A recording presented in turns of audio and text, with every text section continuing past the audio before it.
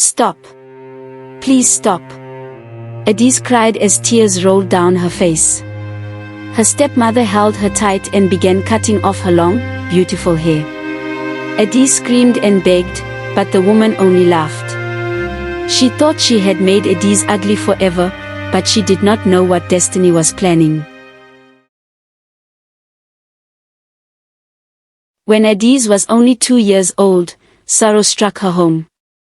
Her mother, a gentle woman loved for her kindness, fell sick and died suddenly. The whole village mourned, but no one felt the emptiness more than Adise's father. Left alone with a baby girl, his heart grew heavy with worry. How will I raise this child alone, he often asked himself. In the village, men were not expected to care for children by themselves. A young girl needed a woman to guide her, to teach her how to cook, weave, fetch water, and one day become a wife. People began to whisper, "You must marry again, for Adise's sake." At last, her father gave in. He married again, not for love, but out of duty. He chose Mbik, a fat woman with a round harsh face. She was not a widow, but a single mother with a daughter of her own. Some wondered why he chose her, but he told himself, at least Adise will have a mother's hand, and a sister to play with. The day Mbik and her daughter, Obiageli, arrived, the compound seemed smaller, louder, and brighter all at once. Adise, only 3 years old, clung to her father, Okonko's leg, her big brown eyes wide with curiosity and fear. Her long black hair fell in thick, shiny waves down her back, catching the sunlight. Villagers often whispered, "See that little girl, such hair is a gift." Mbik knelt slowly, her round face softening just a little. "Come, child," she said, holding out her hands. "I am Mbik, your new mother." Adise hesitated, then peeked at Obiageli, the plump, lively girl of 4, who grinned and waved. Tentatively, Adise took Mbik's hands, feeling the warmth in her grip, while her father watched, a quiet hope in his eyes. The first days were full of small routines. Okonko observed closely as Mbik taught Adise to fetch water without spilling, sweep the courtyard evenly, and cook simple meals. He would sit nearby, nodding approvingly whenever she succeeded, and offer quiet encouragement when she stumbled. Obiageli followed, sometimes helping, sometimes teasing, but the father's presence made Adise feel safe. As the girls grew older, their days were filled with work, play, and learning. By the time Adise was 5, her long hair had grown thick and beautiful, often braided by Mbik for festivals. Okonko would watch, pride softening his stern features, as villagers whispered praise. "Your daughter grows more beautiful each day," they would say, and he would smile quietly, ruffling her hair with his large hands. Obiageli sometimes frowned at these compliments. She wanted attention, too, and though she loved Adise, a quiet envy tugged at her heart. Okonko noticed little but did not fully understand the tension simmering beneath the surface. When Adise turned 8 and Obiageli turned 9 years, the girls were inseparable in their daily life. They fetched water together, played by the stream, chased butterflies in the yard, and sat under the moonlight listening to folktales their father would sometimes tell. Okonko often joined them, his deep voice lending drama to the stories, making both girls laugh and shiver in delight. Even during these happy years, subtle shifts began. Obiageli's eyes would linger too long on Adise's hair or the way villagers praised her. Mbik's smiles, while outwardly warm, sometimes felt measured, almost as if she was silently weighing Adise. Adise, too young to fully understand, only sensed the faintest chill in the air, like a shadow slipping quietly behind the sun. By 12, Adise had grown into a slim, graceful young girl. Her big brown eyes held intelligence and curiosity, her hair flowing freely almost to her waist, thick, shiny, and admired by everyone who passed. Obiageli, now 13, had grown plump like her mother, lively and energetic, but envy occasionally colored her bright eyes when Adise was praised. Throughout these years, Okonkwo remained a steady presence, encouraging, protective, and proud. He watched the girls work and play, laughed with them, and sometimes worried quietly when he noticed Obiageli's small frowns or Mbeek's lingering glances. But life continued in its rhythm, the girls growing, chores being done, lessons being learned, laughter and chatter filling the compound. Yet, beneath this daily life, tension simmered. A subtle, quiet envy and a faint coldness had begun to thread its way into the household, unseen by Edise, who remained innocent, unaware that one day, admiration for her long black hair would stir jealousy and cruelty that could change her life forever. Edise had just turned 16. She was a slim, graceful young girl now, her big brown eyes bright with hope, and her long black hair flowing freely down her back, catching every ray of sunlight. She had spent the morning helping Mbeek in the kitchen, humming softly as Obiageli chatted beside her. Life felt ordinary, the rhythm of the compound familiar and comforting. But that ordinary day ended in tragedy. Her father, Okonkwo, had gone to climb the tall palm trees at the edge of their land to harvest fresh nuts. It was work he had done all his life, with steady hands and cautious steps. But fate has a way of twisting even the most familiar paths. A sudden misstep, a loose branch, and he tumbled down, landing heavily on the soft earth below. The house erupted in chaos. Mbeek screamed, Obiageli wailed, and Edise froze, her heart pounding, tears blurring her vision as villagers ran to help. But it was too late. Her father, her protector, her steady anchor in the world, was gone. The compound, once full of laughter, fell silent. Edise felt the emptiness pressing in, the walls closing around her as if mourning with her. For the first time, she truly understood what loss meant. At first, Mbeek moved as if in shock, her wide eyes darting between Edise and Obiageli, her voice trembling. Obiageli clung to her mother, sobbing, and Edise reached out, her small hands brushing her father's still form, wishing, praying, for him to wake. The days after were heavy and long. The villagers helped bury Okonkwo, offering soft words and quiet gestures. But inside the house, the air had begun to change. Mbeek, who had once been gentle with Edise, now seemed colder. Her smiles became rare, her voice sharp when giving instructions. Chores that were once light now seemed endless. Edise noticed the difference almost immediately. Obiageli, too, began to watch her with a new intensity, her teasing no longer playful, her laughter sometimes edged with a cruel undertone. You must hurry, Mbeek snapped one morning as Edise struggled to carry a heavy water pot. If your father were here, he would never let you waste time like this. Edise's chest tightened. She wanted to explain that she was trying her best, but the words caught in her throat. Obiageli snickered behind her, a small, sharp sound that made Edise flinch. Over the weeks, Mbeek's criticism became routine.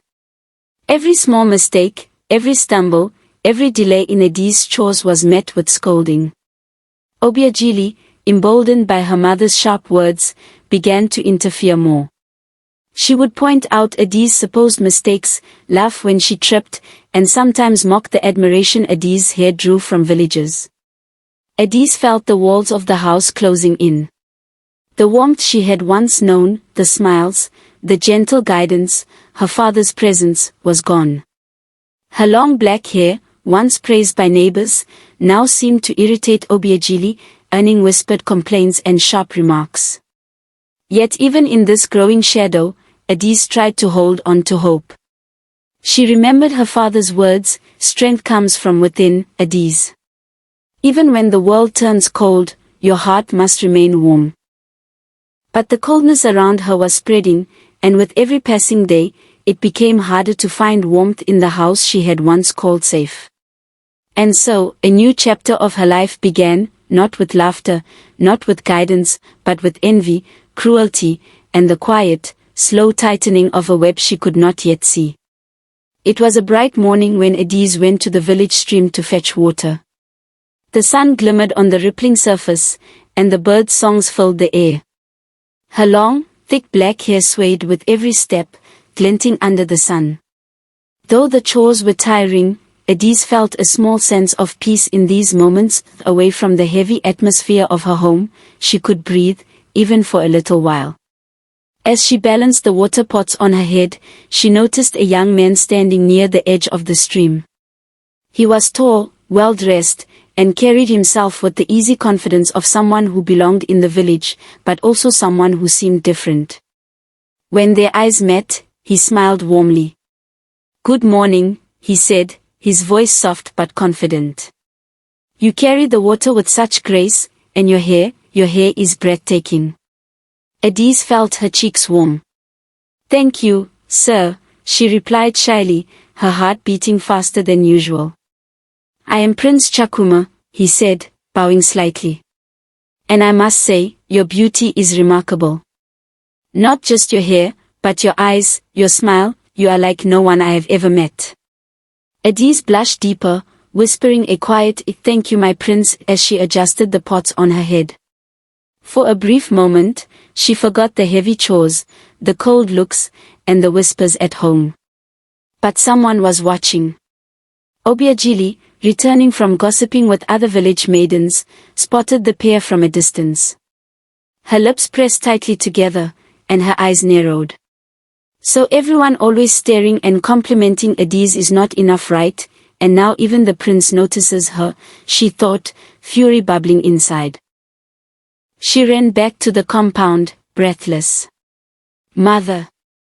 Mother!" she called as soon as she arrived. Mbik appeared from the kitchen, wiping her hands on her wrapper. "What is it, Obiageli?" "Mother," Obiageli said, almost panting, "Edise, she wants to steal the prince.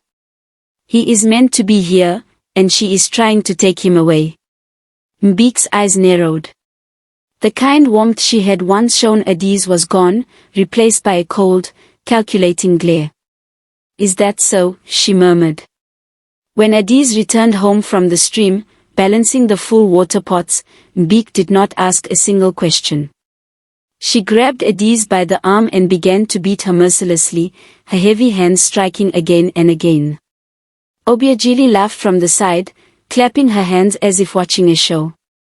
Edise fell to the ground, tears streaming down her face. "Mother! Father," she whispered through her sobs, wishing desperately that they were alive to protect her.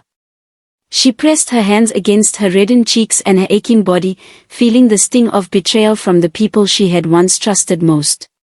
For the first time, she realized the depth of the darkness that had begun to settle over her home. She wept quietly, not only from the pain of the blows but from the emptiness left by her lost parents and the cruel twist of fate that had placed her at the mercy of a stepmother and sister who now seemed determined to make her life unbearable. And outside, the prince remained unaware of the turmoil he had unwittingly sparked, a spark that would ignite jealousy, cruelty, and a plan that would forever change Edise's life. The village was alive with excitement. The annual festival was near, the day when Prince Chakuma would choose a bride from among the maidens of the village. Brightly colored fabrics fluttered in the wind, drums beat rhythmically in the square, and the aroma of roasted yams and palm wine filled every corner. Edise, unaware of the scheming that lurked in her home, helped with the last of the preparations. Her long black hair, usually admired by all, had been carefully braided and decorated in anticipation of the prince's arrival. But that night, while the village slept under the silver moon, Mbik crept into Edise's room. Her round face twisted with envy and cruelty, and she carried scissors sharp as a serpent's fang. "You will not take the prince from us," she whispered to herself, grabbing Edise roughly. "I will make you ugly so he will never want you." Edise cried and struggled, but her stepmother was stronger. With swift, merciless movements, she cut off Edise's long, beautiful hair, leaving it ragged and uneven. Obiageli watched silently, a wicked smile tugging at her lips. By morning, Edise awoke in tears streaming down her cheeks. Her hair, the pride of her youth, was gone. She hid her bald head under a thin scarf, her heart breaking at the thought of the prince seeing her like this. At the festival, Prince Chakuma moved through the crowd, his eyes searching for the girl whose beauty and grace had captivated him. He passed by maidens who had hoped for his attention, some shy, some confident, but none of them stirred his heart. He came to Obiageli, who stood proudly in her colorful attire, and smiled politely with her plump cheeks. But her laughter, and her lack of the grace he admired in Edis left him cold. He shook his head, moving on, leaving her face flushed with disappointment. All through the day, he searched the festival grounds for Edis, but she was nowhere to be seen. Her stepmother's cruel plan had worked. Mbik and Obiageli exchanged triumphant glances. Meanwhile, Edis sat in her small hut, clutching the scarf over her bald head. She wept bitterly, wishing her father and mother were alive to protect her. The silence of the night pressed around her as she mourned the loss of her hair, the festival, and the chance to be seen by the prince. But fate has a way of revealing truth. A few days after the festival, Prince Chakuma refused to rest until he had found the girl who had captured his heart. Guided by whispers from villagers who had seen Edis running errands, he finally arrived at her hut. Edis peeked through the doorway, unsure who the visitor could be. When their eyes met, she gasped, it was him, the prince, still smiling warmly, still enchanted by her presence. "Do not hide," he said gently. "I sought you at the festival, but did not find you there. No one else could ever be you." Tears filled Edis' eyes, not for fear, but for relief and joy. "But, my hair, it is gone," she whispered. He took her hands, gazing into her eyes. "Your beauty is not in your hair alone. Your heart, your spirit, that is what matters." From that day, their love blossomed. As Edis' hair grew back, it returned long, thick, and even more beautiful than before, shimmering in the sunlight like a river of black silk. Edis and Prince Chakuma married in a ceremony bright with flowers, laughter, and music. As for Mbik and Obiageli, their cruelty could not go unnoticed. The villagers soon learned of their schemes, and shame followed them like a shadow. Their whispers and laughter were replaced with stares of disapproval, and even their own household could not escape the judgment. Edis, meanwhile, stood tall beside her husband, her heart full, her hair flowing, and her spirit unbroken. And in the village, the tale of the girl who was nearly made ugly but rose above envy and cruelty became one told for generations, a story of beauty, resilience, and the triumph of goodness over malice.